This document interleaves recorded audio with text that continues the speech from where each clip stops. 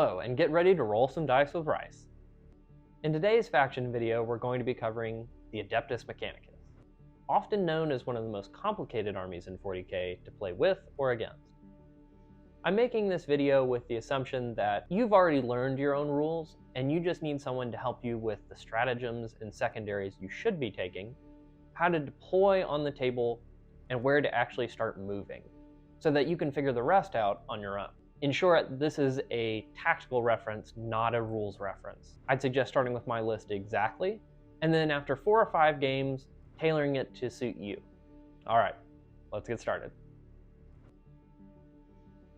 As you may notice, we're playing a lot of models.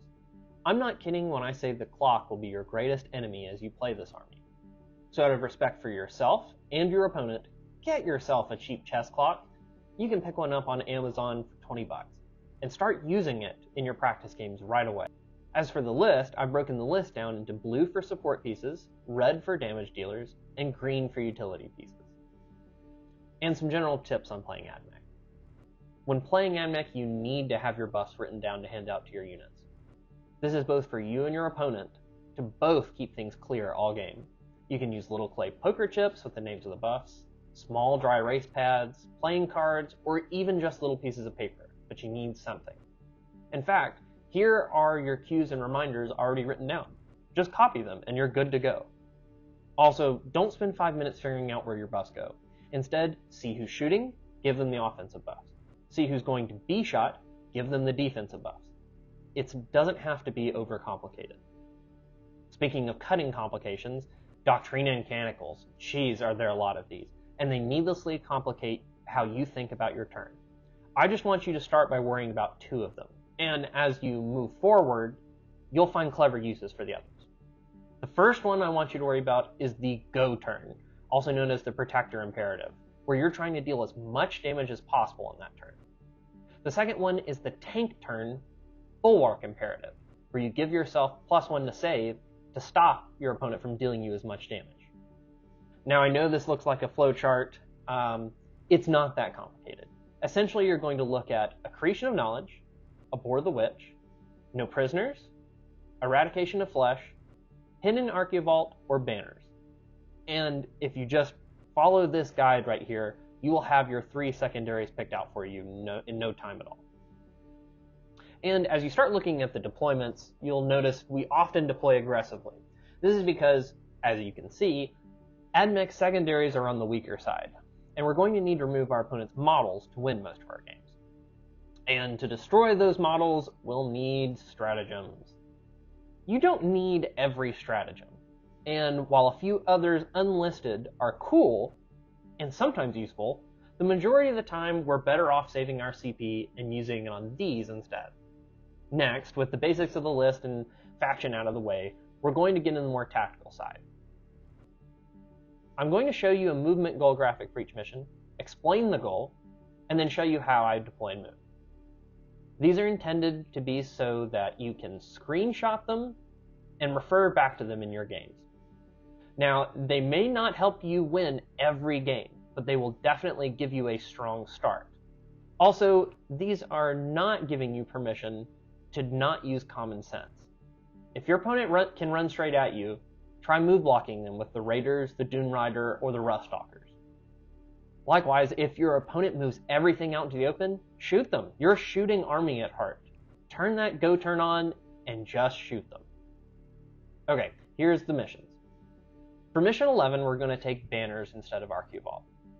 If you look at this graphic, we're going to focus on holding 2 objectives, labeled either A and B or A and C. You want to be progressing your army along the purple or teal arrows, shooting across the table sideways. If you go second, don't forget to move behind cover with your pregame moves.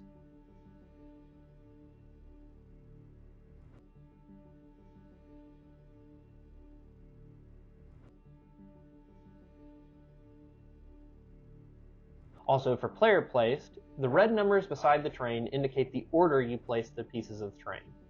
Note that often we'll leave space to disembark our units in the Dune Rider if it were to die.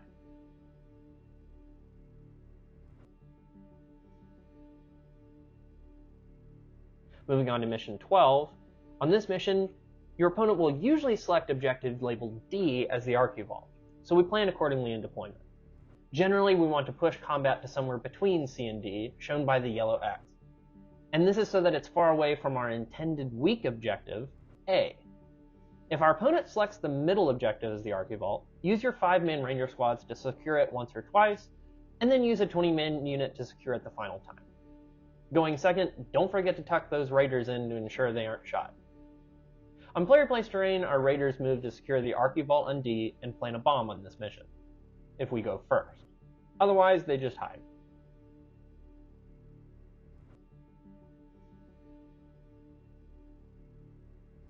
For mission 13, this mission we're going to take banners instead of Archvault because we can't guarantee we'll want to hold any one objective for too long. The goal here is to stretch the opponent out and take advantage of the fact that we can split up our characters and still get buffs and auras where they need to go. This makes us generally effective everywhere, whereas our opponent, if they split up, will be less effective. Once you know which side they're committing to, either green side or purple side, start pushing the opposite way. Bring in your vanguard to blunt your opponent's assault in the way you aren't pushing. When going second, don't worry if the infiltrators die, and just shoot at what your opponent gives you. On player place, we get more movement out of our Cerberus Raiders, but sometimes they just need to hide. The image is an example of how far they can move. For mission 21, this mission we want to set up control over our deployment zone objective and one side objective. This means either objectives labeled A and B or A and D. Then we want to continually put small units on the middle while some of our units move around the side to pressure the opponent into moving. A few of our units move to get objective D early, as we know our opponent will almost select it as our Archvault because it's furthest away from us. We don't intend to hold the Archvault but maybe twice, unless we're winning heavily. Because of the objective layout, our Iron Striders are actually very safe, as your opponent won't want to deploy in the open and let you shoot them if you go first. You can see how our overall movement plan remains the same on player placed, and we again take advantage of our characters being able to split up and keep our units efficient.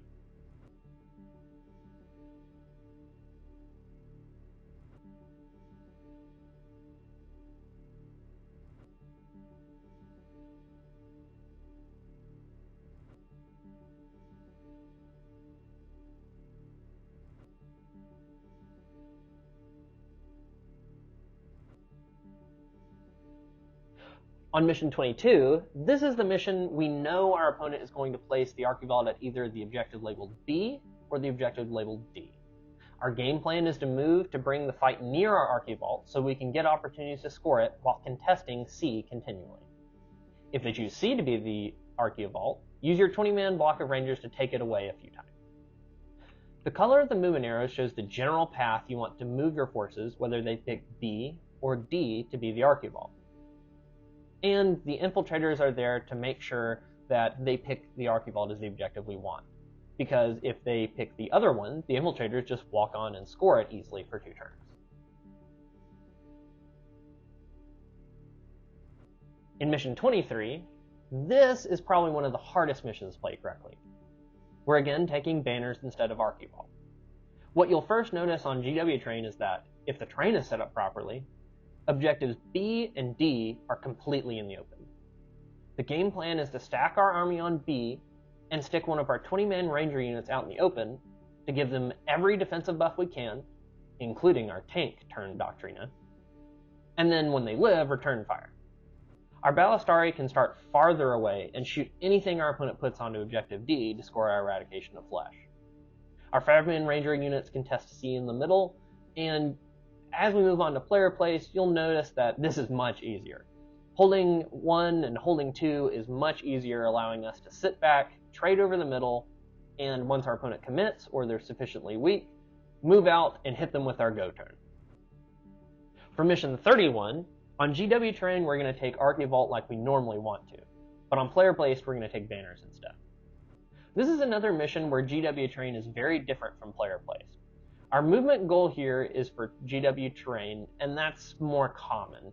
Objectives labeled A and B are home objectives, with objective labeled C as an objective we intend to hold early, but as the game goes on, we don't really care about holding it.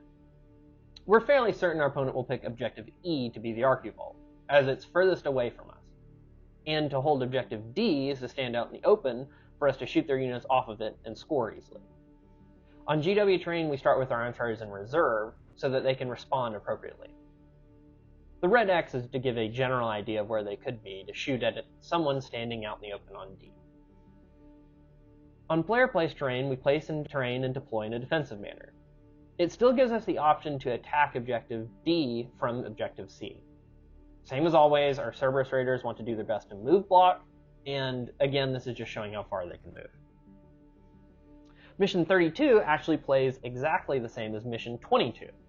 The only difference is we can walk off of Objective A and still control it. For Mission 33, this is the mission where you move objectives. We're fairly confident we can get our opponent to make Objective D the Archvault, and this means we want to prioritize moving this objective closer to us first. Objective B would be our second move if our opponent doesn't move it, and we bring it back closer to our deployment zone. If our opponent chooses to move Objective D closer to their deployment zone, then just focus on moving A and B diagonally closer together. You don't have to worry about holding Objective C on this mission, or if your opponent gets 12 on primaries.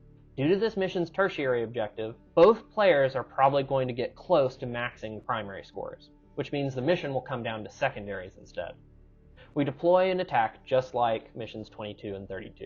On player-placed terrain, we set up our terrain within 6 inches of where we think our opponent could put objectives, and then we just throw a crater in the middle.